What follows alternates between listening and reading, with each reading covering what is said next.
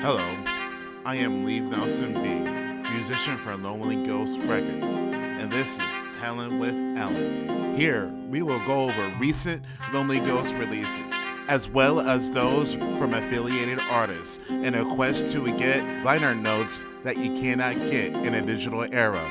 I hope you enjoy.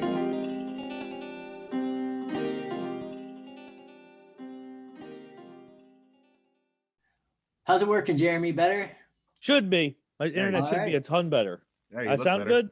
Yeah, you're not lagging, so it looks good. Yeah. Cool. Okay. Sorry, I realized there was a few things I could do, and I was like, crap, I should have just done them before I even joined. Right. Of course, internet would be a problem when I need it not to be. The weather sucks. It's been a bad week for the United States. Oh, true. The Midwest was the coldest place on Earth like 3 days ago. I saw that. I saw you post Terrifying. Yeah. Right now, there's just a typical snowstorm going on outside. Where are you located at? Well, I'm from Connecticut. Oh, okay. that. So it's always a little. We get all that northeast weather. Yeah, Right. It's a little snowy. Yeah. At least it's not Jersey with the corrupt politicians and insane property tax. Oh no, Connecticut Connecticut houses the two of the richest counties in the country. There's all sorts of bullshit like that. Mm. Oh my gosh, especially when it comes to like shitty policies. Gotta love it. Gotta love the American system, baby. Yeah. Did you read that tweet from the Texas one of the mayors in Texas being like, Oh my "If gosh. you're too lazy." It's like, holy fuck, dude. You're on your own. I didn't read the tweet, but I saw the article about him quitting over it. I was Yeah. gonna say, that's how you know they rigged their elections, because no politician would be that bold unless they really thought it didn't fucking matter. And the fact that afterwards he was like, also, I was gonna quit anyway. Like, come on, man. And he Well, said the his own guy- tweet that was out of context. It's like, Yeah. dude, you tweeted it. Like, how is it out of context? He went full Skeletor. Like For real. Yes. For You real. never go full Skeletor. yeah, you're on your own. Yeah. Oh, you're just so dark. lazy. Can't survive the encompassing darkness of death, huh? Yeah, For you.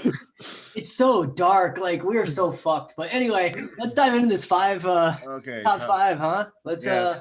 Top 5 2020, and I literally maybe got a good idea like in mid-January because there's just so much shit that came out last year. I didn't prepare a list at all this year because I didn't really care to talk about it. And like, I am so unprepared because I'm so busy, but I have a list. So we'll see how that goes. Well, So, yeah, at the beginning of format-wise. every year, I start a playlist like best of 2020 in January, and as shit comes out, I add stuff to that list. You know that I like, and that's how I usually build like my year-end list. Is like going back to that playlist, and all of them are very like playable, and I delete stuff out and put stuff back in as time goes on. So that's usually how I go about making year-end lists. Not Usually to- start in January. Fair, not to get too into me, but like historically, I've been way too into like every year I need to know my top 5 records all ranked in order and stuff, and it just became something that I did that I was like, I don't think that's. I think it's better if I don't. I'll enjoy music more if I'm not too concerned with ranking. So this is the first time I'm going to be like talking about a year's music not having that like concrete reference, and I'm kind of excited. I'm the I'm sure opposite. you guys will keep bringing up records that be like, oh fuck that one too. I never rank anything. I like, even when people are like, who's your favorite band? I'm like, I don't know. Like, I have a lot of favorite bands. It depends on the week kind of thing. So like, this is hard for me. I try not to quantify music very often, Yeah. but like, I went back through the playlist because I make a lot of playlists for like Lonely Ghosts and stuff. And I just went back through and like kind of made sure I didn't miss anything or stuff that I remember catching my eye. But really, I was like you, Taylor, where it's just like, I listened to this a lot. That's because I liked it. So that's one of the best albums of the year. But what do we want to do for format? Do we want to go one by one, or do we want to each share one and then go back through? How do we want to? We can do one by one and like make opinions if the other has listened to it, obviously. Yeah. Or if somebody has an opinion on that artist or their previous work, Apologies, I just have a question. Yes, sir. Is this your podcast? Yes. What, me? Or Yeah. Yeah. Okay. I didn't know like whose this was. Okay, cool. Yeah. It's You're like the Nelson's. host and Tellin with everything. Tellin. Sounds great. Yeah. So, all right. Well, who wants to go first then? I'll go. All right. Let's start with our host. Let's. Okay, so top 5 of the year. First thing that came to mind was Fantagram Ceremony, and I love Fantagram. The album is mixed to perfection. It is a very solid LP. It's probably the best mix of live elements and samples that Fantagram has done so far. Great vocal performances by both band members.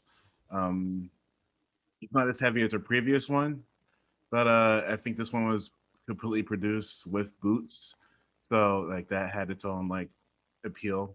It's more accessible, but I wouldn't say more commercial necessarily. This is easily my favorite Fantagram album. They've been getting better and better as time goes on. This band's actually completely foreign to me, and this record looks really cool. Yeah, it's Yeah, I've never listened to them either, actually. I've heard songs here and there, but I've never gone all in on an LP. Yeah, Well, 3 is now really, we know where to start. Yeah, 3 is a really good start. Ceremonies is probably going to be the. I say this every time they release a record that their latest record is going to be the best one, but like they've gotten way better with time. Kesha, High Road. I really got into Kesha when Rainbow came out because I really like that record. That record is so good. So here's the thing. Here's why I'm really excited to have this conversation. Because I didn't like High Road that much, but I also fucking loved Rainbow. Yeah, Rainbow was great, wasn't it? So good. Yeah, man. Godzilla was my shit, man. I was freaking Godzilla. What's the fourth song on that record? I Love Woman. Oh man. Good album. Great album. Rainbow itself is a fucking bomb. But so Nelson, Finding You. I haven't heard the new one. What's him? That's the good one. I'll say Rainbow is Kesha more as a songwriter, whereas High Road is a straight up pop album, and to me it's the best pop album because it's a fully Kesha pop album. It doesn't have like the ballads that Rainbow had. It does have some lighter songs. It does get kind of dark in the end, but it's as a pop album. I think this is the best pop album I listened to since Britney Spears' Circus. Ooh. Wow. That's high praise. That's a big statement. Yeah, I remember I listened to the singles because now that I'm looking at it, and I liked High Road, but it didn't really do it for me. And then Raising Hell just didn't get me as hyped for the record as I wanted to be. And I think I never gave it a full listen. I think it works best if you listen from beginning to end. Like, Okay. well, especially the way the first track, the "Bitch We Going Out Tonight," like it progresses so wonderfully, and in a way that only Kesha could write it. Hey, I'll give you one thing. I'm hyped as hell to listen to this record now. Yeah, I actually am is it too. as good as Rainbow? No, but it is a damn good pop record. Still a It's top the best 5. pop record this year, hands down. The only way that I would not have put this on the top 5 is if King Princess released an album this year. This album's great. It's worth noting all my top lists typically have like their own like 1 or 2 pop records. Like in 2017, Kesha's Rainbow was surrounded by other punk bands, and this year I don't think I didn't really have a full-on pop record. Oh, I do. Maybe it's just because I missed this record, and this record didn't click with me when it should have. That's interesting to me. This was a slow burn for me. I didn't like it when I first heard it either. Kesha. But like it really resonated with me as like. It's fun to listen to when driving. It's fun to listen to when doing cardio and shit. I really like this record. I listen to it a lot. Okay. Next I have Descendants of Cain. Oh, what do you got, John? I was just gonna say, like, you are somebody who's like very well versed in pop music, and I like always appreciate that. You'll like point out like pop records I didn't even know existed, and they're always good. Like, it's so interesting how much pop you dive into, and I've listened to because of you specifically. So like every time you'll be like, we'll talk, and he's just like, oh, check out this random pop album, and I'm like, oh, okay. Like, I really appreciate that, Nelson. I just wanted to say that, like, I like that a lot. I think when I finally turned around on pop music was probably like at this point like 15 years ago. It was like 2006 when Missy Elliott's Cookbook came out. Ooh. and like I really really liked that record, and it was a pop hip hop album if there ever was one, and it was good. It was undeniably good. Like It was a gateway. yeah, Is it it was bad? definitely a gateway. Is it bad that my gateway was probably Taylor Swift's 1984? Not at all. No, That- that That's makes a lot of sense to solid me. pop record. Great record. Very good pop record. Yes. Those albums, Taylor Swift is like I look at Taylor Swift and like, man, Max Martin has really gotten good. Ooh, 1984 is a Right. pop record through Right. and through, and it's just perfect. I don't like anything she's done after, and I know that's a hot take because everybody really fawned over her indie project and all that kind of stuff. But like, I think Taylor Swift is best on 1984. I think that is like her like 1989, I think. or 1989. Yeah, Just there wanna you go. make sure. 1984 is just apocalyptic. I think I said 1989, there you go. 1984, and I do that routinely. Yeah, but 1989, like there's so many. That was like the only Taylor Swift album that I've like re-listened to, where I was like, holy shit, like I'm gonna put this back on. This was a No, really I thought Red was good. Red was good. Yeah, I didn't like it. I So don't know. Red is really good, just not for me, and that's the problem. I think Red and 1989 are her two top benchmarks, but only one of them is a record I really enjoy. I just do not care for Dedication. Lovers hit and miss, and I'm going to be honest, I still haven't had enough time to process 2 hours of material in 2 months. I have There's a to few say- songs I like, but I've listened to both like once or twice through. I I think will say- there was kind of no. Go ahead. Oh no, I will say Kesha got robbed in the Grammys from Taylor Swift though. Oh, Like everybody there's- did. Oh man, like what were you saying, Taylor? I was gonna say I feel like there's been some critical like revisionist history in terms of trying to make Red what 1989 was. I think a lot of people have gone back and said Red was the album where we knew she was going to be the pop superstar. And as good as that album was, and as much as I can appreciate it, I really think 1989 is that album. It I is would an album. agree, but to that point, and here's a point that they always make when I have this conversation, and I have to agree with it, All Too Well might be the best song she's ever written.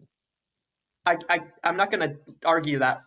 You know, And that's like Red's centerpiece. So I think but- I think it speaks to the greatness that 1989 has.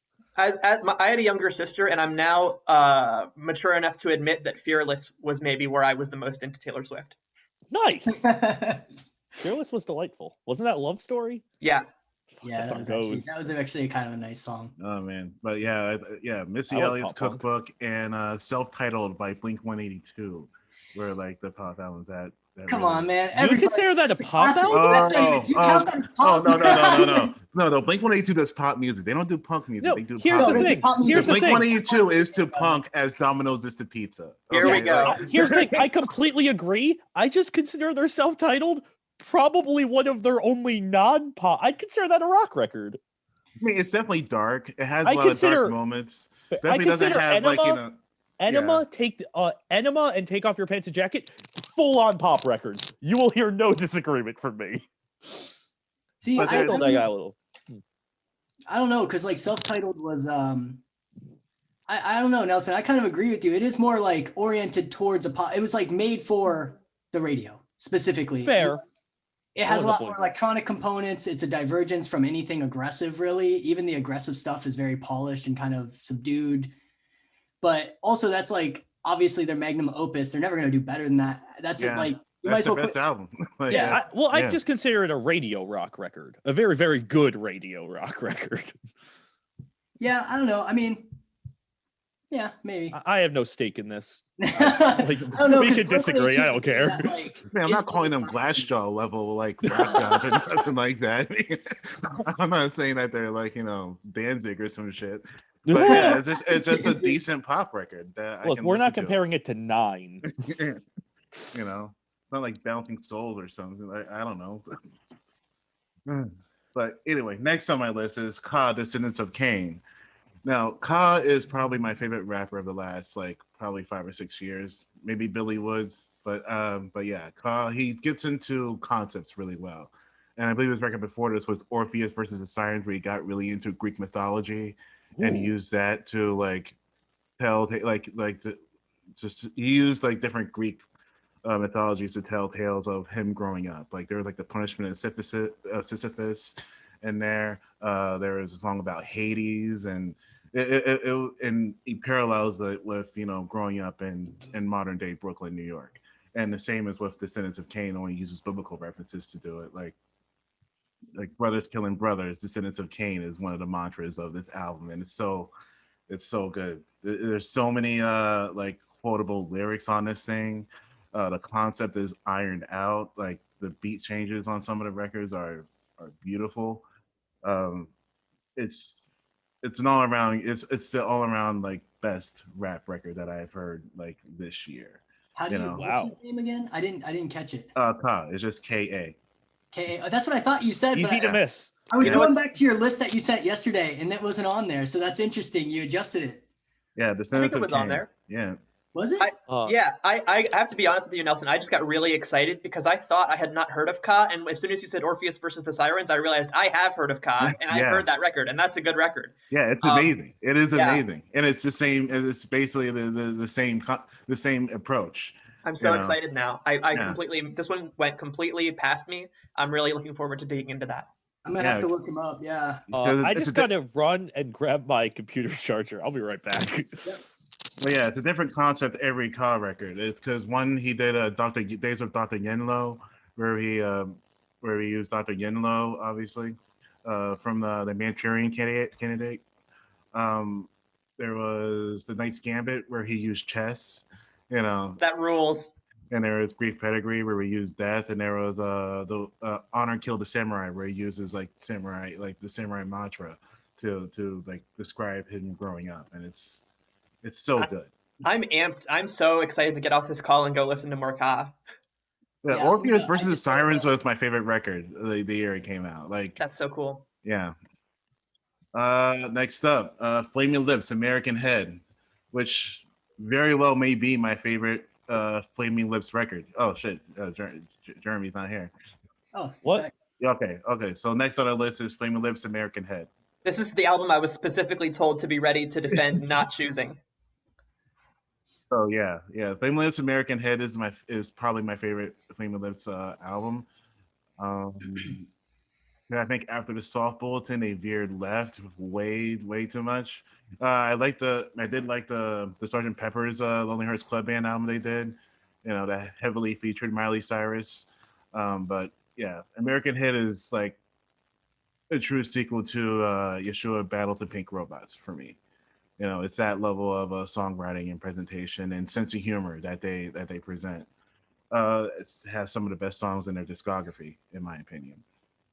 I really enjoy being someone who's not really a fan of the Flaming Lips. They just don't really hit me the way I think they're supposed to. But someone who knows people who does, because every time someone talks about the Flaming Lips, I'm just like, huh? In the best way. Like, I'm That's how sorry, I feel right now, Sgt. too. Pepper album that heavily featured Miley Cyrus?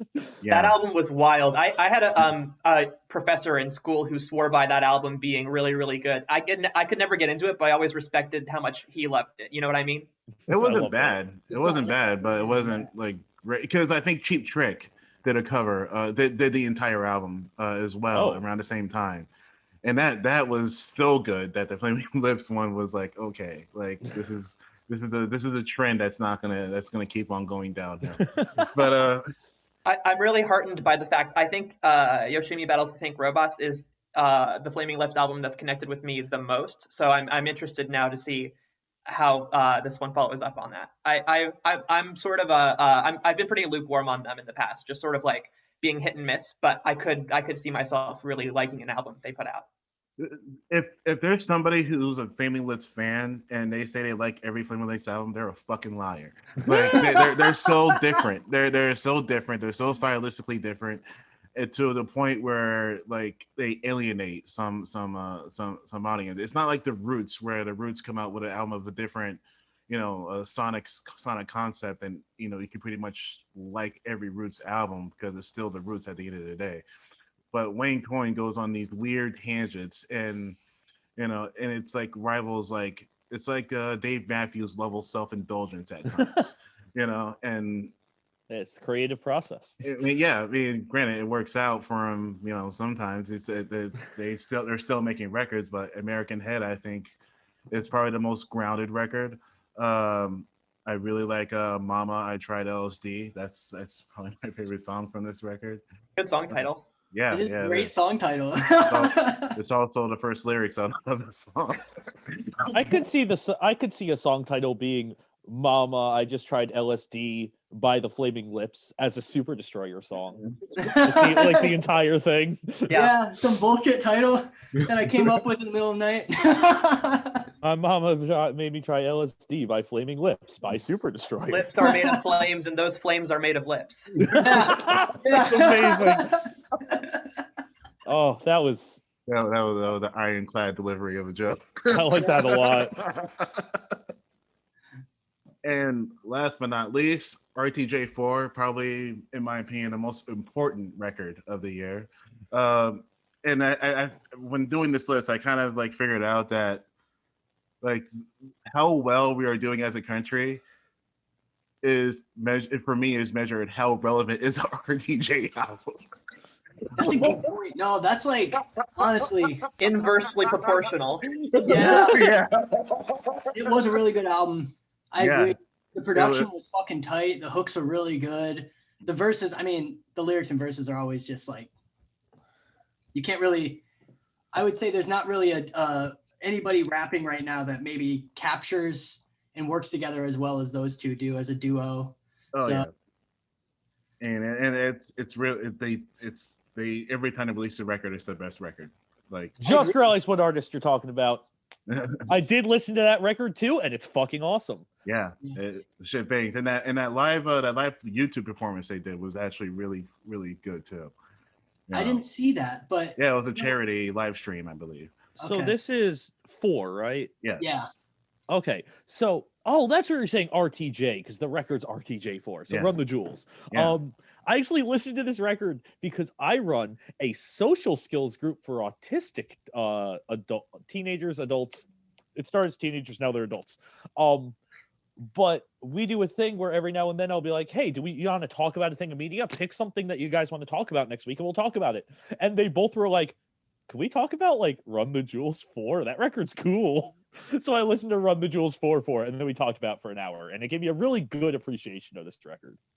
Yeah, this record is amazing. Like Mavis Staples is on this record. Like Mavis Staples has been making the rounds in features. That's so Yeah. cool. The Like, I never thought I'd listen to a record that had like, Wu-Tang references and Mavis Staples and Pharrell on it, and Greg Nice gets pulled out of whatever hole he was in. Like and Zach De La Roca, like it's the only Anytime place he shows up. yeah, it's the only place you're gonna see Zach De La Roca doing anything is on an RTJ record. Like- Unfortunately. I have to say I'm a huge fan of the first 3 Run the Jewels albums, and I just haven't made time to listen to this one. This one is super. I don't know. I guess I'm speaking probably as the only one who hasn't listened to a lot of their other discography, but I just found it so interesting the way it balances being jarring and not jarring. It's truly magnificent. I feel like that's kind of their brand or their style. At least that's how I always kind of see them, as kind of like they kind of surprise you with some of the stuff that they're doing. To me, Run the Jewels is like where you can really see how hip hop is almost kind of like, and rap is kind of like the new version of punk, or like just like they're in the Ooh. same spirit a lot of the times. They have a similar vibe. Like I could fuck somebody up at a Run the Jewels show. I would definitely Yeah, go. for sure. You know what I mean? Like they have that same energy. It kind of reminds me of like even what Odd Future was doing and stuff, where it's just like that aggression. But with Run the Jewels, it's like so well packaged. Like the lyrics are so hyper political, and like there's so much social commentary in it. It's a lot to unpack, to the point where you'll notice things that they're saying in their songs like a year later and be like, how the fuck did I miss that? That was like really like perceptive. Like what a great observation, or you know what I mean? It's just like I really like Run the Jewels. They're a really good duo. To be honest, I wasn't even done getting over RTJ3 when 4 came out, Is any of us really over what a good single Close Your Eyes is? Close Your Eyes. No. Oh yeah, oh man. Like, And Walking in the Snow, that was a really powerful song, man. Like I really really love that song. And for the time that it came out, the record came out, like the whole George Floyd thing, and Killer Mike having the "I Can't Breathe" verse, and that was just so on time and so needed for the moment. And this record came out in the perfect time of the year. you know. But besides my honorable mentions, which we will get into in the end, that's what I got. That's my Nice. 5. Nice list. So Very, very. I'm really excited to listen to your list, I have to say. Yeah. Who wants to go next? Jeremy, you How want to go next? Sure. I have. I mean, I don't really have any order for these things. Yeah. Just go for it. So, okay, I have a good first one. And to be clear, I don't know how familiar y'all will be with these records because they're very, I don't know. I feel like I occupy more of the like power pop side of the scene. And my I had record of the Kesha. year was easily City Mouth's Coping Machine, which is City Mouth is like this pop punk band signed to Take This to Heart Records, and they realized they were a pop band and decided to be a pop band and release their first record, and it's a pop album, and it is top tier pop. And I'm a sucker for some top tier pop. I see you tweet about them all the time, and I feel like I listened to a couple of the welcome. singles, but then I haven't checked out the album yet. So I really want to dive into that because Take This to Heart does have a lot of like pop bands that are really good. Oh yeah. specific I would songs. say listen to Wednesday. Wednesday is one of those songs that you listen to and you're like, oh, this is like Jimmy Eat World level emo shit. Like it's pop emo, but it's like the way it's written, the way it captures emotions, the way it flows. It's incredible. What else we got? I would say definitely up there is Bad Moves Untenable. Bad Moves. Shit. I think I listened to that. God record. damn. If we're talking about records that like fit the moment, Bad News literally released a record about how like our society under capitalist rule is just inherently designed to fall apart. And it's this like it's one of those records that's pop and punk, but it's not pop punk. It's just like it has its punk songs, but pop parts. Like yeah. It was produced by Jeff Rosenstock. Oh shit. Oh yeah. It's Okay. so fucking good. Now we're all in. Okay. Yeah, All right. I gotta check it out now. The fifth song on the record, Towards Crescent Park, is tied for my favorite song of the year. It's one of those songs that just hits your heart in the right place. But like, there's some songs on that record that just like, I don't know, they fit the moment of like trying to stand through everything falling apart and acknowledging decay while being like, where's the punk spirit within it? It's really good. And building off of that, you're making me think of 99 Red Balloons as you're describing this. fair. Building off of this though, because now we have a nice segue. Another one of my top records of the year was Jeff Rosenstock's No Dream. Okay. Yeah, I could see that one. That was a really good album. Fuck the song about the Ohio Turnpike. That's right. That's the closer. Yeah, Oh, I was man. immediately That's the closer? Yeah. Oh, wow. Yeah, I really love that song, but just like as soon as I saw Ohio, anytime I see that in a name, I'm like, well, I'm fucking clicking that immediately. So like that was actually the first song I listened to on the album. Then I went back through and That's listened to hilarious. it. That's a great album. That I was really into it because the last Jeff Rosenstock album, Post, didn't I- really click with I me. was just about to say the same thing. I actually I liked Worry, and I love Worry. Post. Worry It is, felt more like Worry, and I really liked that. in my opinion, Worry is one of the best punk albums to come out in the last like decade. It's Yeah, just it was- truly incredible. But I found this No Dream is another record that really fit the moment. It's just kind of about like just kind of watching things like decay and fall apart. It's not as hopeful as the Bad Moves record, I'd say. But I don't know. It had like a lot of traditional punk spirit and like that's when I was doing a lot of the activist stuff that I started doing around this time and have really kept up with. I end up listening to it more and more because it really puts you in the headspace and the spirit of it. Jeff Rosenstock knows how to like make you excited about shit. Did you ever listen to fucking Bomb the Music Industry? Yes, but like that's what No Dream and Worry felt more similar to me. Fair. And I really like I'm a little older than you. I grew up like when Bomb the Music Industry was the only Jeff Rosenstock project.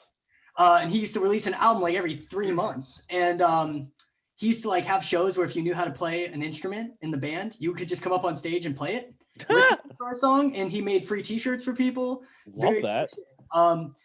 And I've seen him like several times, but his project at first didn't quite feel totally like that. But then Worry had a similar feel. And I think No Dream might be the closest it has come to on the music industry It's again. really Like, good. I mean, to be fair, the third song on that record, "Scram," could be a Bomb the Music Industry song. It's a ska exactly. song. That's what I It's like just- about that. Like, and it's really good. yeah, I really like that I think he kind of reconnected with the punkier side of things a little bit more on that album, and I really appreciated that. It really feels like a return to form, just in a new environment, which I think gives it a really cool spin to it. I really like that record.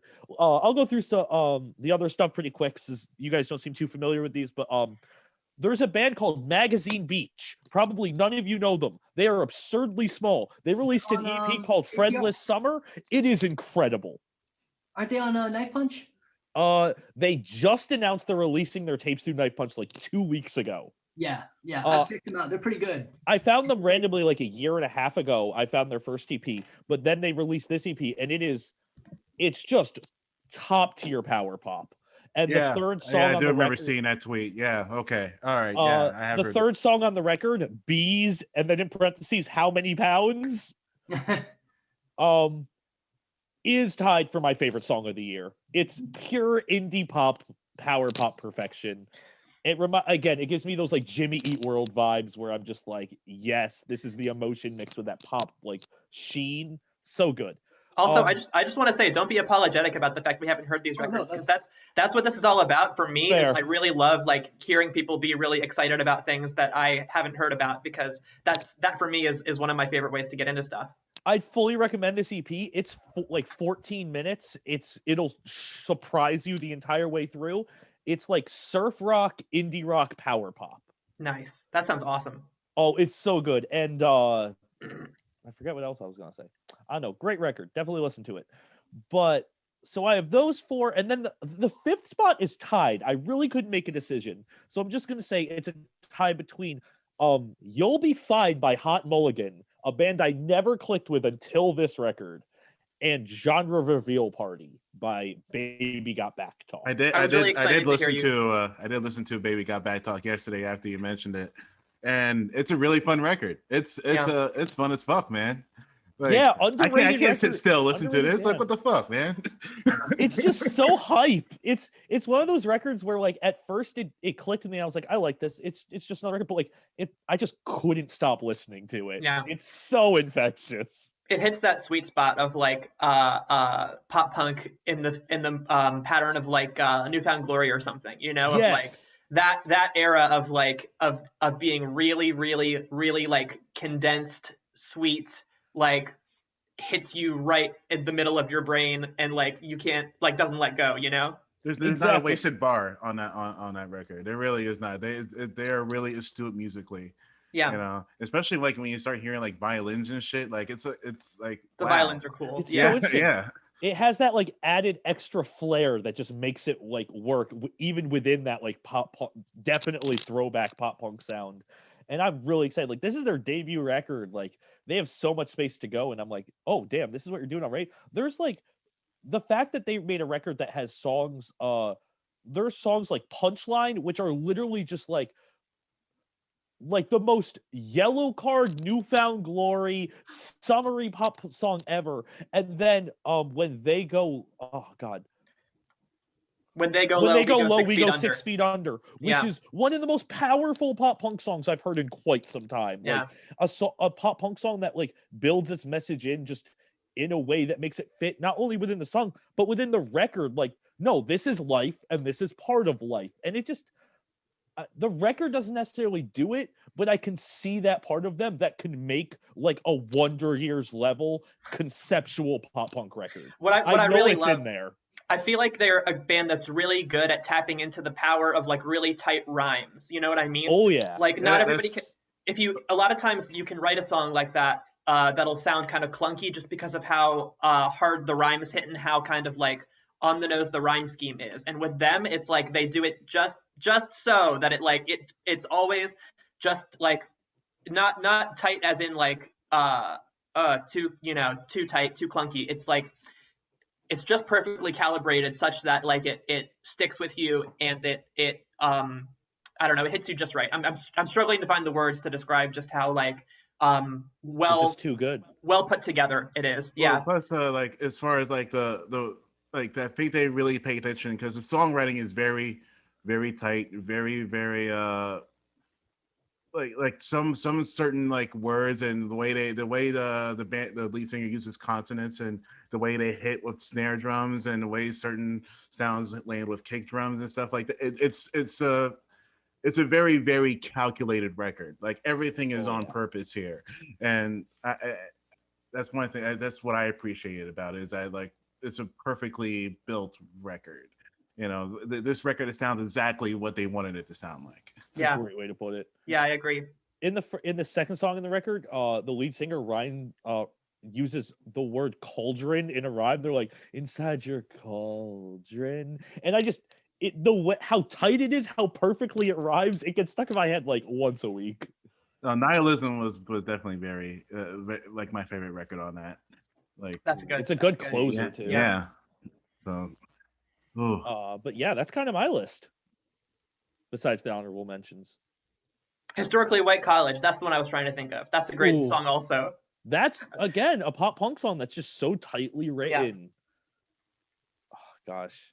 Now I just want to listen to this record again. Now I want to listen to 14 records in a row. No, like I'm like, so I haven't checked out that band yet. I saw their name on the list, but I was like literally working all day yesterday, and I wanted to check out a few more of these records, and I didn't get to check that out yet. So that was one that like immediately jumped out just because of the name. It just sounded fun. Like it sounds like an album that like certain names, certain things just like pop out, and I'm like, well, fuck, I want to listen to that. That looks fucking fun. I'm sure you've gleaned from my own bullshit that I do that I really like things that sound fun. So, you know, that's kind of always immediately going to like have a little tractor beam. And that was the one that immediately grabbed me. And I was like, I got to go listen to this album. Well, plus the name of the record grabbed me too. Genre Reveal Party. Like that really grabbed me too. Very good. Also, I can sell this to you, Superdestroyer. I believe there's an entire song on this record about not being a sad fucking emo boy and like who's just shitty all the time. Hell yeah, dude. And that's the entire song. Like, yeah, that's like, absolutely. Oh, unrelatable content. I really love that. Really so good. Oh man.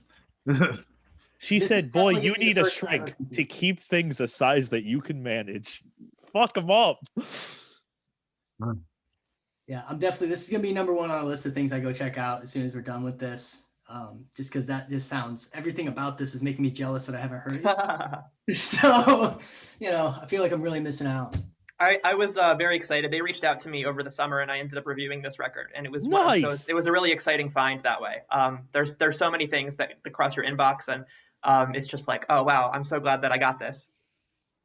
Seriously, who wants to do their list next? I don't care. It's up to you, Taylor. Do you want to go last, or do you want me to go last? You go ahead. I'll go last. All right. Yeah, save the best for last. You're technically the only person who really writes about music here. So yeah.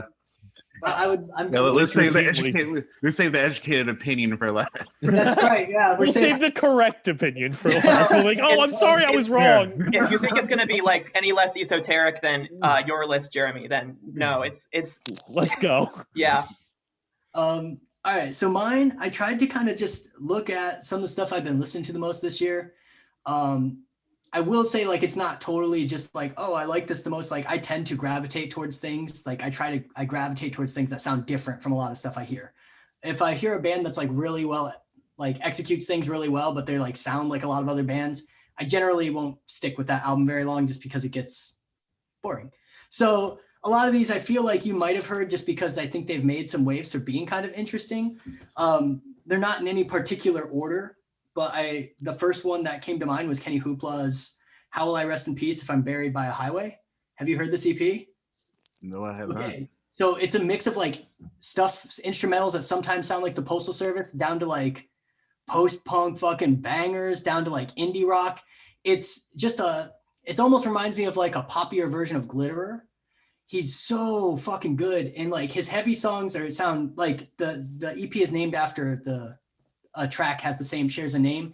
That song is just like pretty dope pop punk, but then he has a lot of like really beautiful ambient electronic songs where he's just like having feedback from like guitars and he's singing over top of it with like this really droning, slow sort of beat.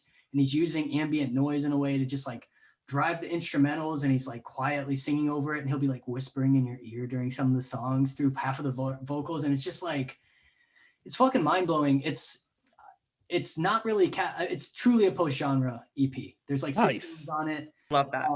My favorite song on the album is probably the title track that's named after, but Dust is really fucking dope because he's like whispering over this ambient beat, and then Plastic Door is really cool. It has like a nice mix of like aggression and just different types of emotion that I think he explores, and it feels kind of dark without being overly heavy.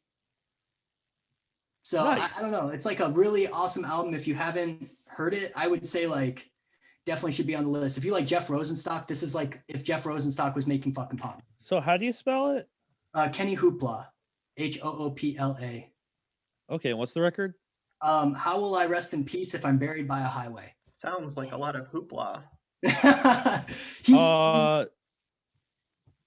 Okay, there's only it's okay, here's the EP. Yeah, I have Pineapple Music. Yeah, it's really 23 minutes too. Hell yeah, this is chill. Yeah, it's a really cool EP, and like truly some of the instrumentals sound straight up like the next generation of the Postal Service, which is super fucking exciting for me because that's cool. Give Up is still one of my favorite albums ever made, and that's an all-timer. Able to do it again. Nobody's been able to nail that sound, and he does on a couple of songs. And I was like, oh, I don't know if it was intentional or not that he sounded like the Postal Service, but he did. All right, I'm in. Count me in. Yeah, it's really great. If you like Barty Strange album, I feel like this is okay. Somebody who would be on the same tour. Okay, you've nailed 2 that I like. We're there. Yeah, this reminds me of Barty Strange's album a little bit. Like I could see them touring together, and I actually really hope that they do because I would definitely go to that show. Speaking of post-genre. Yeah. Yeah. Which Barty's has an honorable mention for me. But I liked Kenny Hoopla's better, and I didn't want to have 2 of the exact same kind of type of album in there. I respect that. The next one I included was Ty Dolla $ign, featuring Ty Dolla $ign is the name of the album. Really? The title, oh my God. Like, first off, Ty Dolla $ign produces all his own music.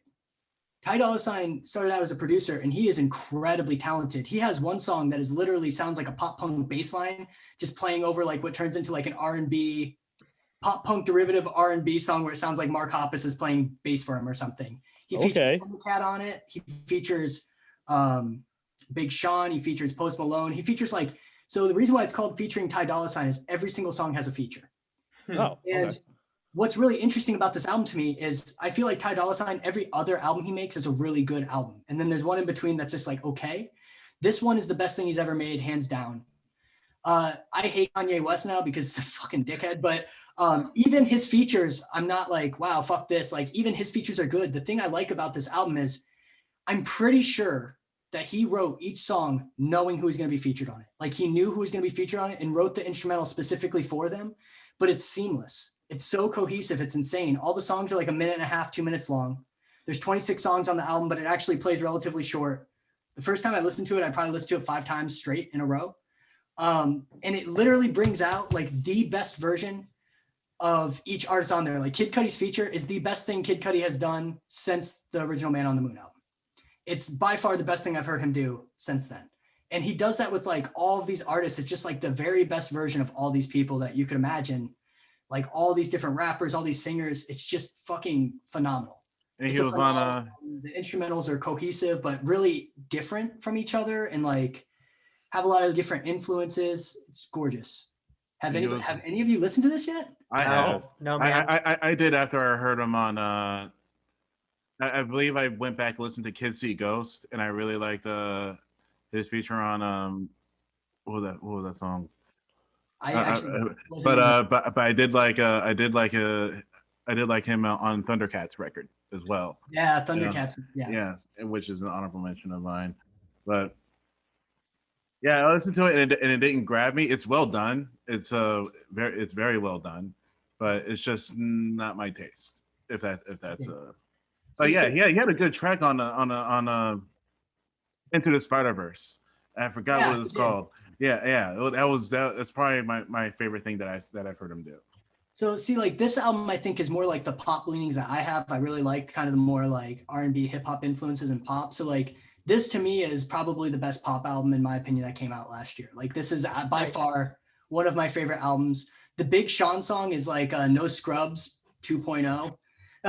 Which is really like, it's just kind of a weird, fun song. It's definitely worth a listen. It's short, and I think like if you just listen through it, it's pretty cohesive. You'll be surprised when you hit the end and you're like, wow, I'm on song 24. How did this happen? It was one of those that kind of caught me by surprise. Maybe I had some low expectations for it just because, again, like his albums are hit and miss for me, but this was a hit. This was like, I've listened to this maybe up there as the most listened albums I have this year. So Yeah, speaking of hit and miss, you mentioned Big Sean before. He had a good one this year, Yes. and he's very hit or miss. And when Yeah.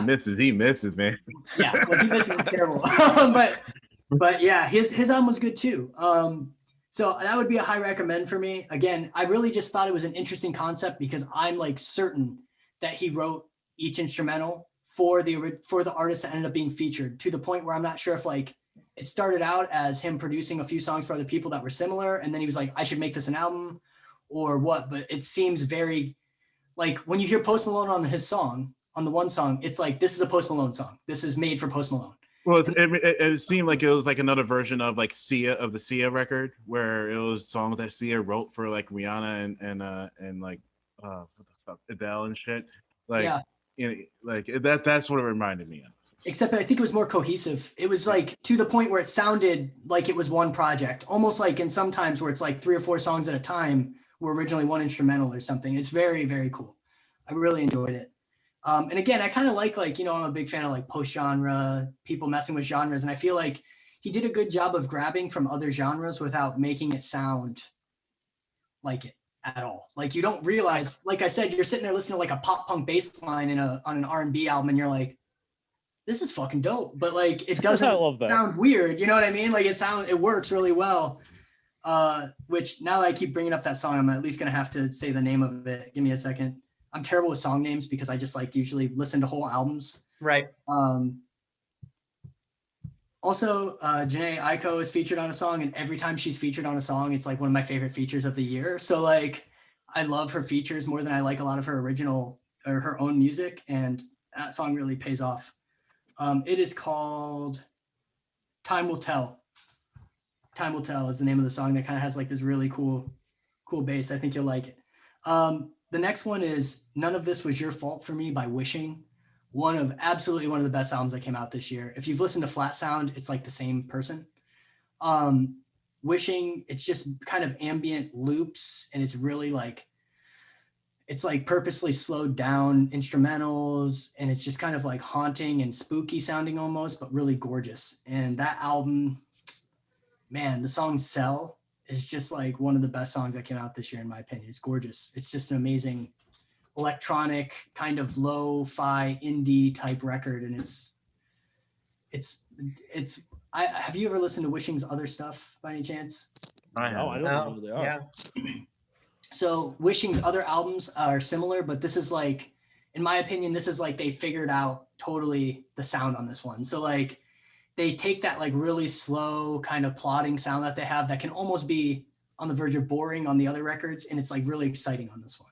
So they're a band that's 100% worth checking out. The album is fucking sweet. They released a follow-up EP this year that I actually didn't really hit for me as well, but like this album is like almost perfect. It's a fantastic album. It's worth diving into. Then I had 5 singles. I'm calling it an EP because they released 5 singles, 5. So that's enough to be an EP anyway, by a band called New Dad. New Dad? Yeah, they're out of Ireland or Scotland, I want to say. But they kind of have the throwback, like early 90s grunge sound to them. They almost remind me a little bit of like Pixies. Sounds like a name of a really weird 90s sitcom. Yeah, like and it sounds like a mix of like Pixies and Nirvana a little bit, and it's like the New really Dad badass. is better than your normal dad. Yeah, and her voice is like, like it's so perfect for the sound that they have. Like I couldn't imagine anybody else singing those songs. Like it's just like literally everything about all the songs I've heard were just perfectly executed. I just think they're fantastic. The song that is the one that blew up is called, I think it's called I Don't Recognize You. 1 second, I'll pull it up just to make sure.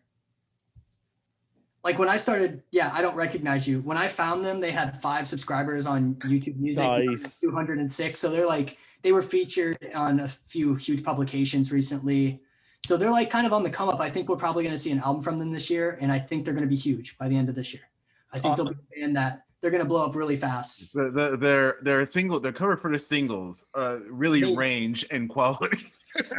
Yeah, but they're so cool looking. Even they're all cool looking. I love the I mean, covers. they're all cool looking, but you can tell like this is like some like MS Paint shit going on. So. Oh And a few no! of them, yeah, and then they kind of get better. Yeah, you can kind of tell like some were maybe made. This is great. I love the progression. But their music's truly really fantastic. Except for I will say I don't recognize you. The reason why I compare them to Pixies is like quite literally, it sounds like a bass line of a Pixies song, like almost identical. And that's what made me start listening to Pixies again recently. Was New Dad and kind of put me on the '90s kick that led to our '90s comp. Was actually because I was listening to this band. Some behind the scenes lore. Yeah. So I was listening to this band and I was like, fuck, dude, this is so good. I was talking to Shane and I was like, this reminds me of like 90s music. This reminds me of a song. And then I was like, I think it's Pixies. I was right. I went and listened to that one and I was like, okay, this is cool. And then I kind of got into like late 80s, early 90s music, but this band is great. And again, I really think they're going to blow up. And then finally, and this is a weird one because I know it's not technically a real album, but I don't care. Songs from Northern Torrents by Joyce Manor is absolutely my most played album this year. Whoa. I like it because it's not produced, because it is demos. I'm fucking tired of punk music sounding super produced. I don't want you to compress the shit out of the guitars. I want it to sound angry. I want it to sound messy. And this does. Thank Christ it does. I love Joyce Manor so much. And their last album didn't hit for me because it was overproduced. Hot takes on hot takes on hot takes. I love it. Yeah, this is a lot of takes right now. I don't know if I can handle this. Cody might I'm lose here the for it. record. More Fugazi, less Bad Religion. What? More Fugazi, less Bad Religion. Yeah, like I mean, I grew up in the punk and hardcore scene. Go Like, I off. feel like, you know, there's something to be said about the fact that like it's supposed to be kind of raw. I like the raw sound to it. It gives you texture to a music that you're not used to, and I think it's a genre that has always been afforded that allowance. And I'm really bummed to see people not kind of take that and be able to like work with it. So I've been really excited about hearing their demo versions of some of these songs. They also put 5 Beer Plan and Chumped on there, which are 2 of my favorite Joyce Manor songs. They put the demo version of Leather Jacket on there, which just hits a little bit harder.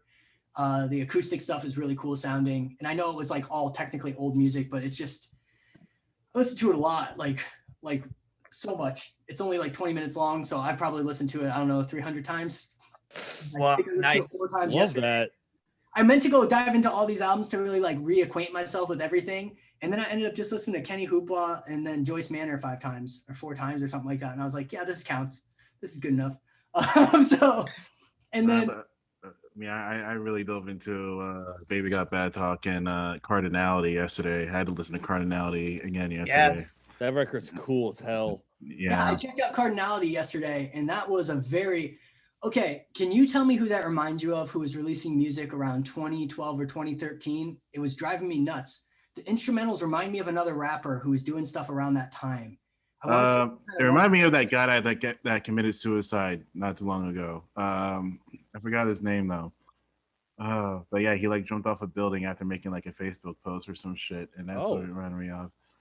It was like kind of the same time as like Chance and all them, and like actual like acid psychedelic rap was coming out, and they kind of remind me of some of the darker stuff that came out around 2012 to like 2014.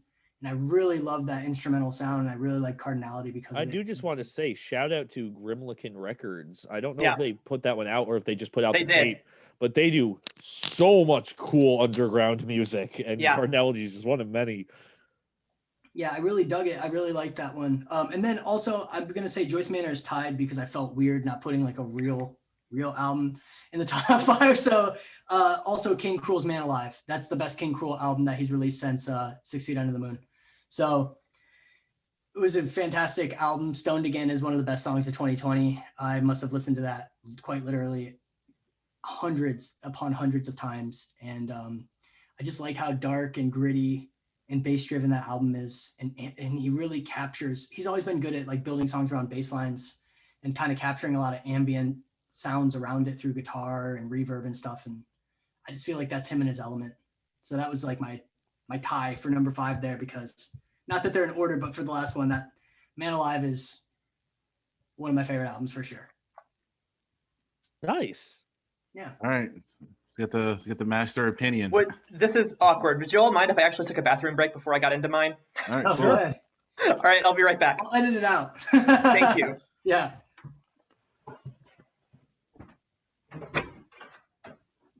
I like that we all have like drastically different albums here. This is Wildly different lists. that's good though. You know, I feel like if anybody decides to check it out, at least they'll have some really interesting stuff to check out. Yeah.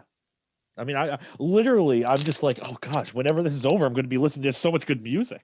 No, right? I do have to go though within like half an hour. I assume it's not going to take that long, but Oh no, I don't think probably so. not. No. just wanted to make clear.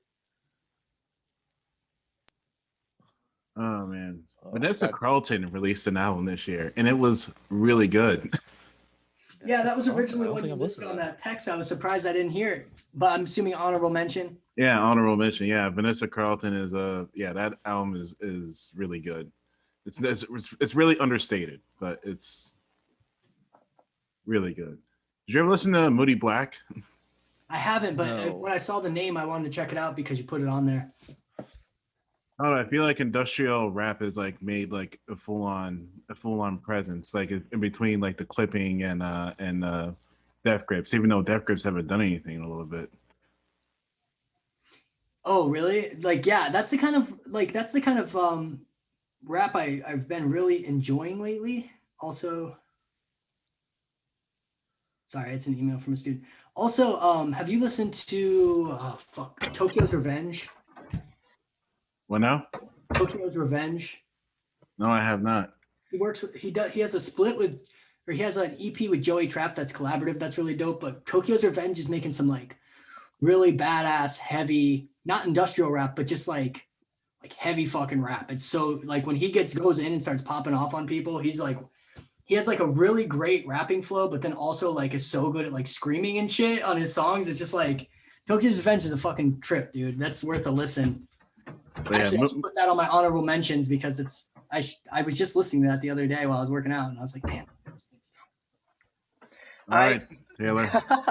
I sat down last night thinking about my 5 albums, and I wrote 2 pages of notes. I'm going to try not to keep you all here all day, but I got really excited about this.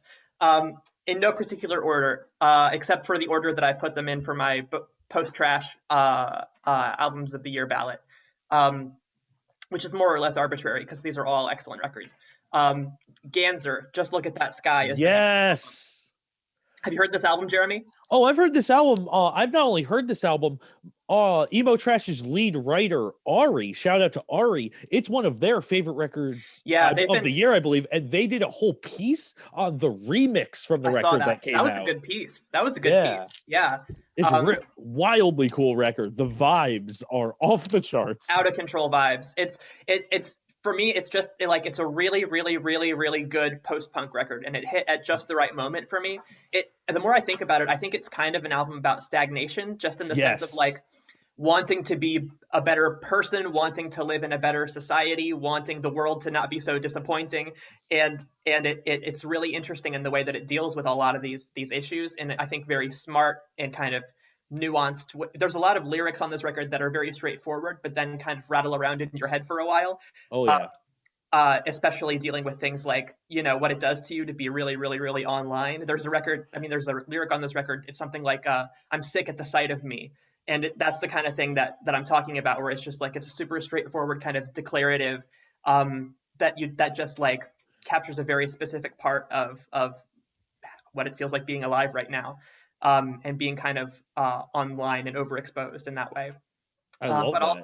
Also just like I think one of my favorite songs on this record is the last track, which is called Bags for Life, which is I think the one that got remixed. Yep.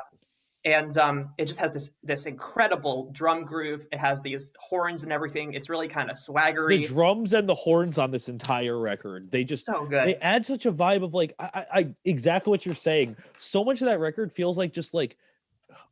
It's funny because you said as stagnation, but for me, it's like wanting, which is kind of the same thing. It's kind of watching these things happen and just wanting something else, but not really knowing how to do it or how to get there. It's so good. What Yeah. you're describing, like lyrically, and what you're describing sonically, sounds like dissonant almost. You know what I mean? Like, Yeah. Oh, there's a lot of like dissonance in It's it. Yeah. well, because it's a very noisy album, and that's the thing about it for me is it hits very hard, it's very impactful, it's very loud and energetic, and kind of grabs you by the throat. But also, it's a very polished production, and there's a lot of layers to kind of unpack that kind of set in after you've been listening for a while. There's all kinds of cool like little piano bits that are kind of backgrounded, and there's very cool atmospheric things, and the two vocalists back and forth is really neat. And the guitarist in this band is amazing, and I think doesn't use any effects, but I think it's just very like good at kind of working the instrument itself to make wild sounds. It's hard to recommend this album enough. I recommend the first track and the last track. Lucky, it has a really catchy guitar riff and a really infectious like kind of energy, and then Bags for Life is just it's this really groovy post-punk song that like that you can really vibe to, but also is I think captures something very specific about like living in a very disappointing world. Yeah. That is a Good beautiful stuff. that is a beautiful approximation of a record that I never heard, but I really want to hear it right now. Actually, Me too. I would say that was an incredible way to sell that record, and completely correct. I to be fair, I reviewed this record for Post Trash, and it's kind of been marinating ever since then.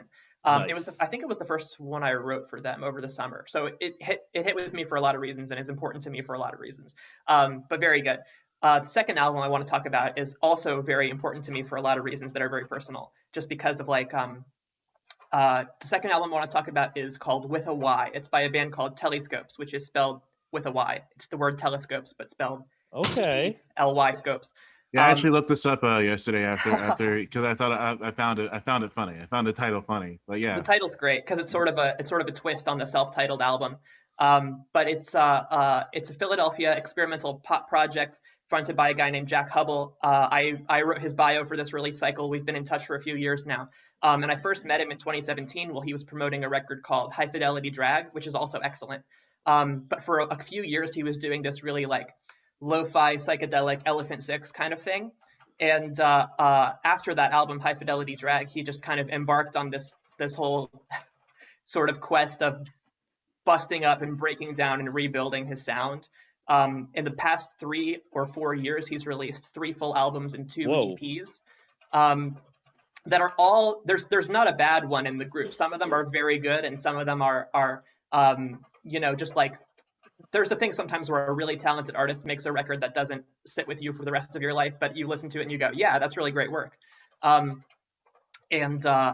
sort of his whole thing to me is that he's a really incredible like creative person, really compulsive creative, just like is always working on a new thing, is always making something cool.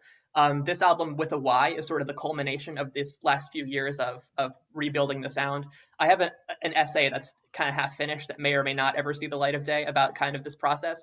But what he's done is like kind of starting from this background in that kind of lo-fi psychedelic rock, sort of incorporated a lot of things like jazz and avant-garde, and he's gotten really, really good at very polished kind of production. And he's incorporating some like non-Western instrumental textures on this record. Alongside this just like super catchy pop hooks, he's really good at writing a melody, but also these really wild out there kind of song concepts. There's a song he sings about a crayfish on this record where he does this super high falsetto kind of whacked out, kind of folky, kind of operatic, like weird stuff. But like really confident in that. I think of him as kind of like, the more I think about it, as kind of like Captain Beefheart meets Brian Eno, just in the sense of like weird ideas, but kind of oblique approaches to making things that are really accessible. Sounds really fascinating. I really want to hear this record now. It's definitely one that might have to grow on you. I like, even as a fan of his work, it didn't quite grab me right away until I kind of sat with it. There's a song on this record called Sunshine Be Gone, Gone, Gone. I highly recommend. And then the last track on this record is a song called On My Side on a Hillside, which is just this gorgeous like piano and saxophone and all kinds of like, it's sort of like it's a real closer in that it draws kind of everything that works about the record into one big grand finale that is just a beautiful note to go out Highly recommend. Love that. I said I wasn't going to keep you here all day, and I did mean that. I'll try and. You're doing your best, and I appreciate it. The next one I want to talk about is a record called Sundry Rock Song Stock by Yves Jarvis, which is he's a Canadian, I would say like prog folk rock artist. It's hard to say. Another really like idiosyncratic kind of like auteur kind of guy. Pre-COVID, he's already kind of reclusive. He made this album out in the woods, literally, like outdoors. What a guy. Outdoor studio. And it you would expect with that kind of thing, sort of that like folky like Sufjan Stevens or Bon Iver thing. But he's also really incorporating a lot of like kind of prog rock stuff. So you have these really rich acoustic guitar and vocal arrangements, and then also like vintage synth and like weird improvised percussion. And he plays with like rhythm and structure in a lot of interesting ways. And I just have to share like my favorite quote from him when I interviewed him about this album is he's had this reputation for making kind of meditative music. And he's this actually really energetic, creative personality. And when I talked to him, the way he put it was, I know nobody listens to the past 2 records I put out and would think that I am the way that I am. I'm bouncing off the walls. I'm burning up. I love to be absurd and be a cartoon. So my life was creatively begging for balance. And, Damn, that's cool. Yeah. Awesome. Really cool guy. This cover is amazing, by the way. Yeah. Self-portrait. All of his album covers are self-portraits. And so he does a different one. Each album is based on a different color that kind of informed the aura of the record. So this last one was green, and he did a self-portrait of himself, kind of, really evocative imagery, like him kind of behind bars and kind of anguished. Very, very good record in a lot of different ways. It pulls a lot of different directions that I think are really cool. Is that 3? Yeah. So number 4 is a record called Hunger for a Way Out by a band called Sweeping Promises, which is this another really, really good post-punk album, but a completely on the opposite side of the like spectrum from Ganser, in that this is a super lo-fi, very kind of crushed sounding album. I can't speak to how they recorded it, but it has this really like classic sounding distortion, like when you used to have to like cut up your amp to make it sound like that. And it's just this really crunchy, really like neurotic and weird and new wavy in the vein of like Devo or like the B-52s, but then also just this really distinctive guitar sound. I said in my review for Post Trash that it sounds like the guitar was kind of like crushed under a cartoon anvil, and I kind of stand by that description. It's really just like unique distortion and got great hooks, very catchy. This is an album that I just like, I have on vinyl and I'll just throw it on the stereo when I'm cleaning the house, doing chores, things like that. It's just a really fun album for that kind of thing. It really sounds like its own thing. There's stuff I can compare it to, but I really appreciate it as an album like that. Sounds like it was recorded and written like from a very, very distinct kind of place. Awesome. The description of the guitar tone alone makes me want to toss this on just to like hear that. Yeah, it just sounds really cool. I have to recommend just start with the first track. It's like 2 minutes long. It's the title track, Hunger for a Way Out. You get a real good sense of how cool like the vocalist is and how like unique the guitar tone is. And it's just like a really catchy, compact, great first track / single. Nice. Hell yeah. I'm going to definitely be checking that out. I'm going to have to check out all of this, obviously. So it's just like, obviously, it's almost like a rundown of really good things that I missed. So yeah, I mean, I hope I can kind of exist in that little like stuff that falls through the cracks. I hope I can kind of catch some of that stuff. The 5th thing I wanted to talk about was Cardinality, which we already touched on.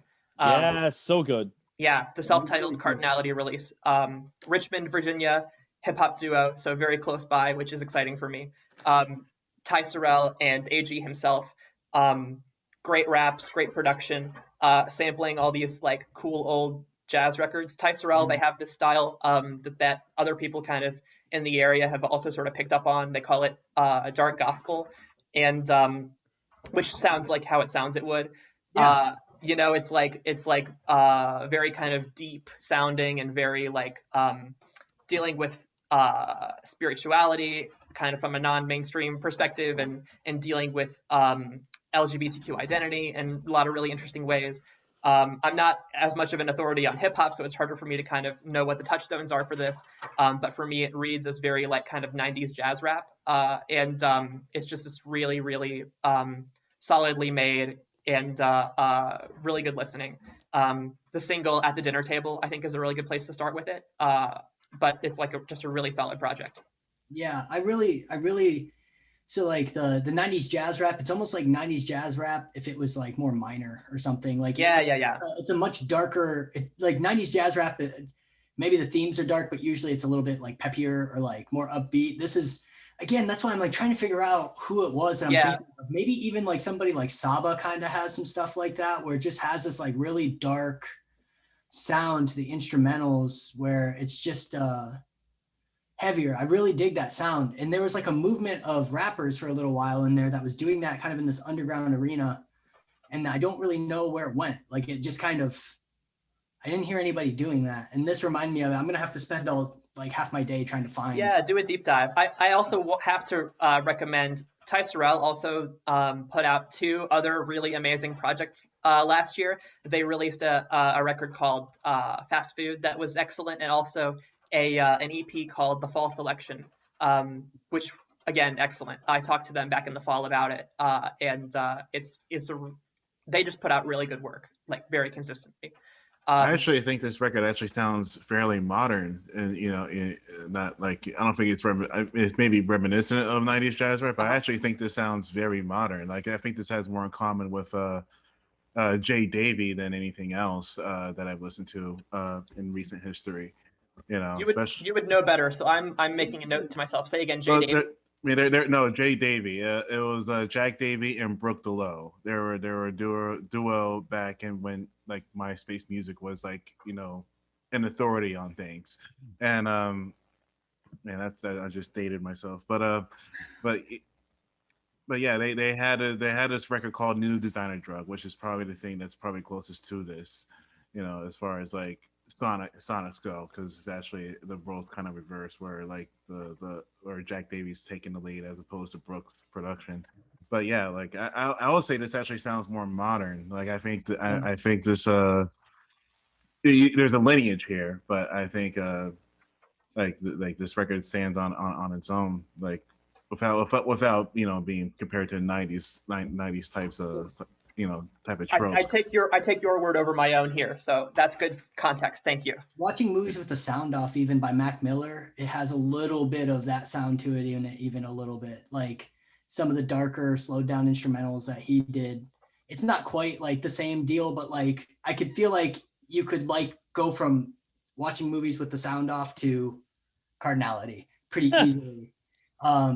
Especially some of the darker songs on that as well. But that's the era that I'm thinking of. Like it's around that time where all that like really dark shit was going on. But it's not Mac Miller I'm thinking of. It's somebody who's way more obscure, but I just can't figure out the sound. But I know it's a cool sound. It's a very cool sound. I really hope.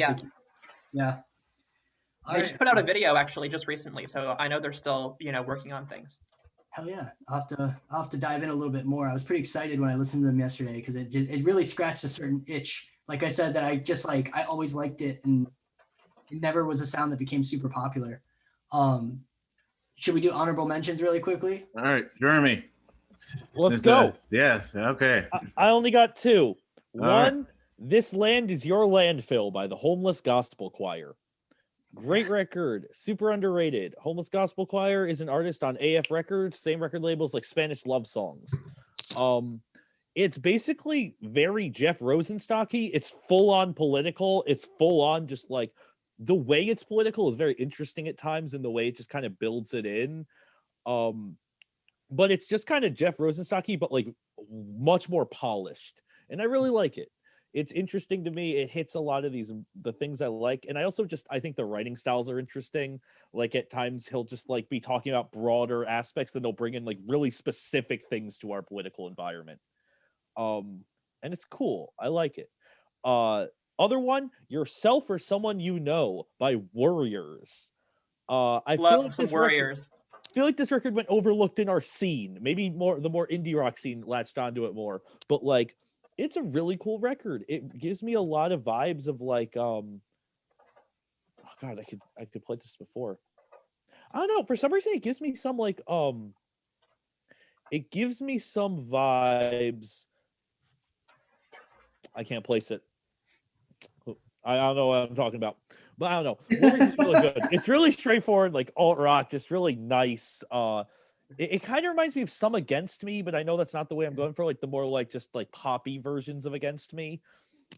But it's a good record, good alt rock record if you're looking for one. All right. I'll do. All right. I guess I could do mine next. So my honorable mentions were Kixie, All My Friends. Really Great record. So good. Yeah. I think we're all familiar. I think we all know we love it. It was really well made, really well done. Some of the songs that are most memorable, like Left Lane, has stuck with me since the very first time I heard it. Just The awesome. vocal production on that record is just Amazing. just so good. Well, Yeah, the guitar production was what got me initially, like, but an all around great talent. Kixie is. Yeah, so that album was like had to be brought up. The Lawrence Arms Skeleton Coast, they're one of my favorite bands. They've always been one of my favorite bands. And goddamn, How to Rot Alone, that has one of my favorite lyrics ever. I'll walk backwards straight into hell just to show you fucks all how to rot. Goddamn, that is the best fuck you I've heard in probably 20 years. And That's so raw. it's just so badass. And Brendan Kelly's a great songwriter, and they get pretty political. As always, I went to Riot Fest just to see O Calcutta in its entirety played live a few years ago, back when, back in the before days when we could be around people. And they're just a band that I've always loved, and their new album was just fucking nailed it. It's like the best of both. Like they have two different styles. If you're familiar with them, they do like a pop punkier, almost indie rock kind of sound with clean vocals, and then they have like a really thrashy, heavier sound sometimes, and like they bring those together really well, like they did on O Calcutta. It's really like, in my opinion, the spiritual follow-up to it. Barty Strange, Live Forever, we kind of talked about it. It's fucking good. Top-notch record. It's a record that I think it's the type of record I think this scene needs every now and then. Yeah, Kind of yanks it from a lot of the comfortable places it kind of falls into. And it just blew up like immediately. So yeah. I feel like that's kind of why I went with Kenny Hoopla instead, just because I felt like I like Kenny Hoopla's a little bit more, just like a little bit more in the styles of music I like maybe, but like Barty Strange would have been the other one, but I just feel like everybody knows that record. It's been on like 100 top 10 lists or something. So it has this like force field around it now, Yeah, exactly. Like, it's less interesting to mention. It is worth noting, while that record's not at the top of my list, Boomer is probably one of my favorite songs of the year. It's a very good song. And then Clown Course, Van. Of course. God, that's a weird one, man. I love it. That's a weird one, dude. They recorded the whole thing driving around in a van. That is some shit you would like. All right, let me give you a quick rundown of Clown Course. Drummer in the back seat with the synthesizer, saxophone guitarist / synth player, and vocalist in the front seat with all those instruments. And it'll go from like this really grungy, dirty, like drum and bass line, fucking almost like heavy music, to grindcore growls into a badass saxophone solo. And goddamn, it is a sounds trip. cool as hell. It's super fun. How do you rehearse that? What? How do you rehearse that? That's just how much passion I have for what they're fucking doing. It's bizarre. It's beautiful. Don't you understand? Nobody's doing it. Like, at least it's so fascinating. And they made videos for all of it, YouTube videos, because they were like kind of blew up through Adult Swim, doing little interludes where they're recording their first one in a porta potty. Their first album's recorded in a porta potty. And one of the songs, they got to play the synth while he plays a bass line and screams. Why has nobody done this before? Yeah, it's so obvious in retrospect. But what's wild is like they're actually filming it all in one take and stuff like that. And like they've been a band for like 12 years. Oh wow. And they're like very, very talented musicians. They have other projects, but they're anonymous, so people pretend not to know who they are. But like everybody thinks it's Louis Cole, who's like a really interesting musician in his own right. But like very cool, worth checking out. And then finally, Tokyo's Revenge 7. Really badass. I think it's technically an EP. It's 7 songs, but I think he called it an EP. Really good. Really worth a listen if you haven't heard it. So nice. Yeah. Okay. I'll do my honorable mentions next. Nelson, you can have the last word on your own show. I can have the last word. Yeah. Okay. All right. I'm gonna go super quick on this just because I have a lot of honorable mentions. I want to say Media and Memory by Open, really amazing synth rock band from Richmond. Check them out. Ground to Swim by Sinai Vessel.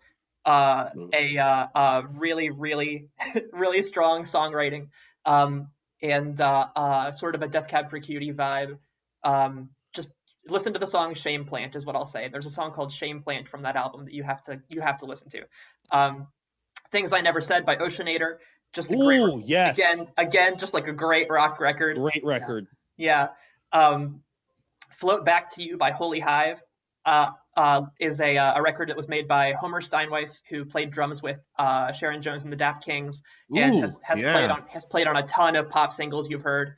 And he teamed up with this guy whose name I have to Google because I have to give them equal billing here. I feel Paul Spring is a folk singer, and so they made this record that combined kind of his love of folk music with Homer Steinweiss like classic soul drumming. It's this really, really interesting fusion. The record is just very good, put on and vibed music. Is it on a Dap Kings label? It's on Big Crown, I think it's called. Okay. Because I really like the Sugarman 3, like that whole that Kings that scene. Yeah, I actually got permission from Neil Sugarman to do Sharon Jones remixes. Actually, nice. Yeah, we actually had an email back and forth. So that's awesome. But yeah, highly recommend this record. So good. Other stuff, Turnaround by Esther, a great kind of singer-songwriter, but with a band kind of album. Just excellent songwriting. Know It All by Carmen Canedo. That's not news to anybody on this call. That's a good one. Nelson knows. Survival by Wares. Ignore What's Missing by Guilt. Yeah. Shout out to Guilt. That record's not for me, but wow, I'm impressed by that record. You can't listen to that record and it's an undeniable record. It's like you listen to it and it's just like these are people who know what they're doing. Oh yeah. Fun fact, that is Emo Trash's lead writer Ari's album of the year, I believe. Yeah. Yep. And well deserved. We have a 20-page interview with Guilt on our website that they did. It's wild. I read that interview. Yeah, it got so extensive. Very good. I love Ari. I admire that in an interviewer, just the willingness to do all of that. I was very impressed.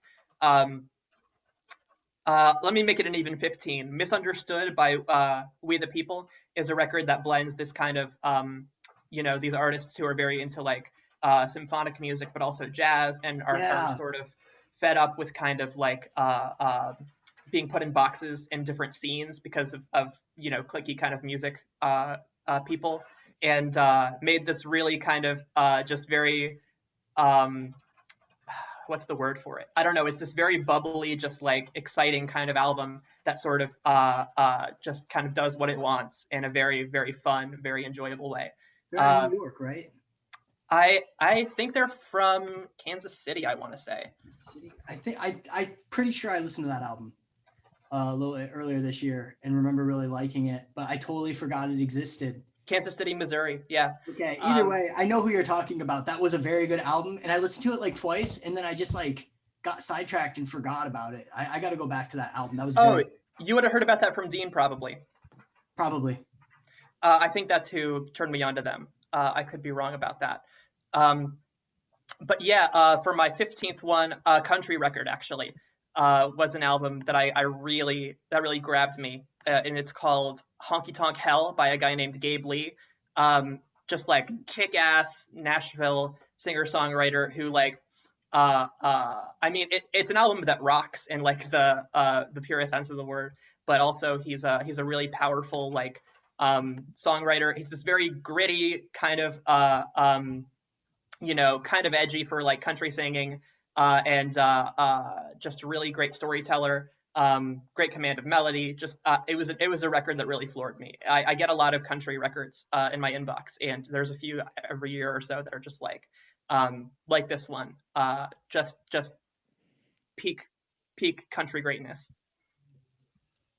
All right. I don't know if that's anybody else's thing here, but I do recommend it. It's very good. I like weird offshoots of country. I'm not a country fan, but anything weird where they utilize country in it, Don Gibson, especially All Hell. That's or Marilyn Manson.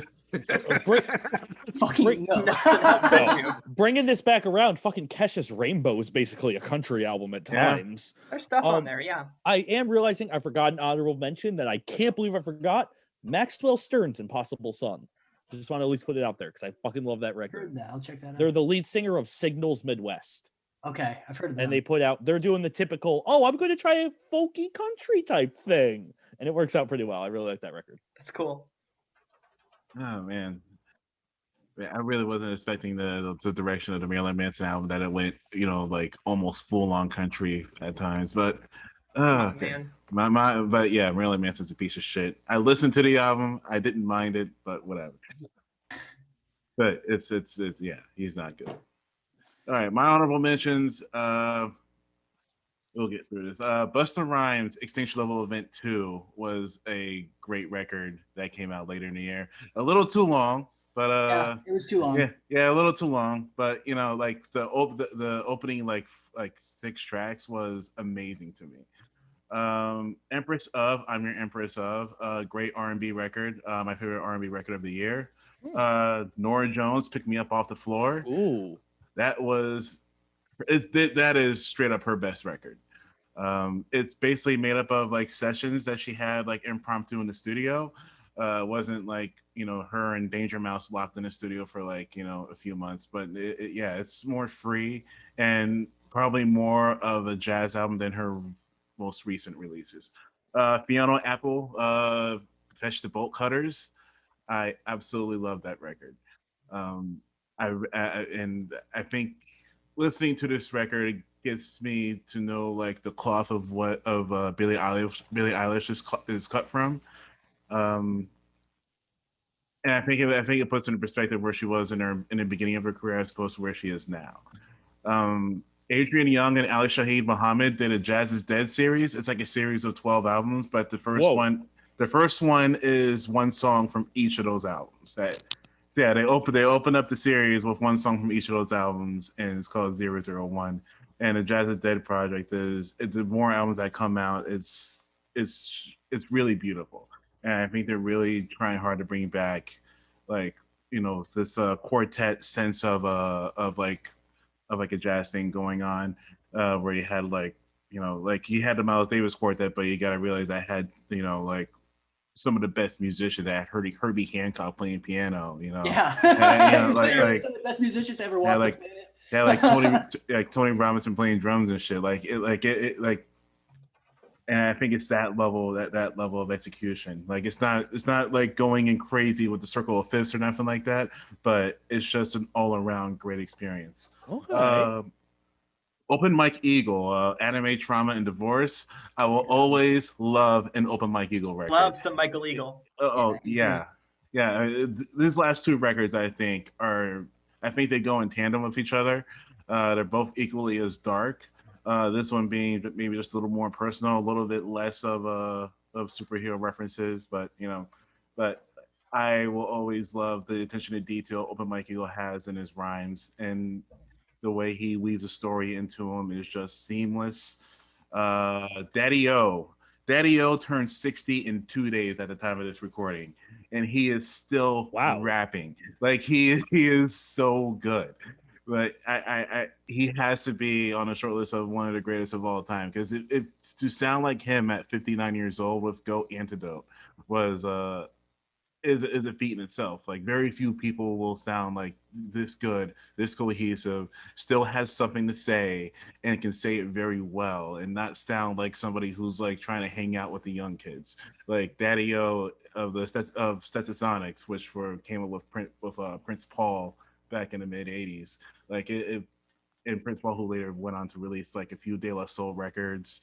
It's the lineage of Stetsasonics is from Wu-Tang records to De La Soul records to MF Doom. Like there's a lot of things that sprung from that fountain, and Daddy-O is definitely one of the best things that sprung from that fountain. And that's it for me. Woo! All right, that was a list. Yeah. Too much to listen everybody came with some funk this year. Yeah, for sure.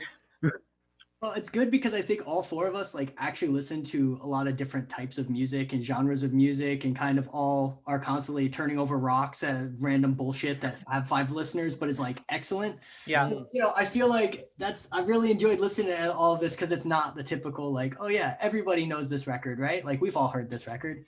I like that. Like I actually have a bunch of stuff I'm gonna go check out that I never would have ever heard of otherwise, just because, like you said, it like slips through the crack, Taylor. Like Seconded. Yeah, for sure. I feel the same way. I mean, the Yeah, highest this thing is I the- can. Oh, like go ahead, Jeremy. Sorry, I'm just gonna say this is the most excited I've been to like dig into music in a while. Just after this entire Yeah. conversation, I'm Yeah. so excited. yeah. Oh, that like I don't know. Like I think most of us are musicians, if not all of us. Like we dig into stuff, But what's the most the single most record that you would recommend out of your top 5? But Ooh. I gotta go for what I think is the most under-recognized, underappreciated of my group, and that has gotta be With a Y by Telescopes. Listen to that record. It's not gonna hit for you right away, but trust the process, give it some time. I highly recommend doing that. Or if not, I'll make you a playlist of Telescope songs if that one doesn't hit for you. That record doesn't. go ahead, Jeremy. I kind of have to go with the same logic. I think I'd go with Friendless Summer by Magazine Beach. I don't know if it's the best here, but it's just the one that I personally love the most and wish more people heard, because it's just so under-recognized. And yeah, they're getting attention, but like these are songs that like I don't know, when I listen to them, I hear like Joyce Manor level greatness within them, and I know they're on their way, and I'm so excited. Mine would be, I gotta go with Wishing None of This Was Your Fault. It's a great album to toss on while you're feeling real sad, or if it's like raining outside and you're sitting in your house, or if you like vinyl, go buy it on vinyl probably. And just, I'm sure that sounds beautiful on that. I gotta buy one still actually, but Wishing None of This Was Your Fault, hands down. It's fucking amazing. I love it so much. I think the one I can recommend the most is probably Phantogram Ceremony. Okay. I think Phantogram Ceremony, more than any other of these of my top 5, will make you go back and listen to more Phantogram. It's hard to recommend Ka, and I think Taylor knows why it's hard to recommend Ka. Yeah. You kind of have to be doing nothing else but listening to Ka. So, but yeah, Phantogram, it's a great record. Boots is a great producer. It's an all around great listening experience, no matter what mood you're in. So, all right, this has been a special episode of Tellin with Alan. Thank you, Taylor, Jeremy, Superdestroyer. Yeah. Thank you thank so you. much. Thank you so Nice much for talking to having me. everyone. It's been This great. has been a blast. Yeah, I I had a love it. great time. Jeremy, where can people find you? Oh crap! Good point. Thank you. I'm Jer from Emo Trash. I run Emo Trash. You can find us at Twitter at emotrashpodcasts. On Twitter at Podcast Emo, Instagram Emo Trash Podcast, at our website at emotrash.net. We're active mostly on Twitter. We do a podcast you can find on all podcast players. We're doing cool things. We find people who really, really like records, and then we have them on to just go off about that record and say all the wonderful things they have to say. So it's a good time. Thank you so much for having me on this podcast. This has been a really fun time. I love getting to chat about music with people who really have some good, interesting opinions on all the stuff going on. Yeah, it's nice to meet you. Absolutely. And Taylor, where can people find you? You can find my blog at theallscene.com, SCENE, like a fun pun on the word scene. And you can also find us on Twitter at theallscene. We're also on Facebook, if anybody's still on Facebook. And for my other stuff, you can follow me at Taylor Ruckle on Twitter, where I post about my own music, or about the stuff I write for Post Trash. Or I'm doing music writer exercise for the month of February, where every day I listen to an album I've never heard and do a tweet about it. So that's been a lot of fun. Also, while I have everyone's attention, stream Saints, stream Things Are Made of Things, stream Famish. Everybody get into it. Yes. That Thank you, Famish EP Taylor. is amazing, and everybody already knows I love that Superdestroyer record.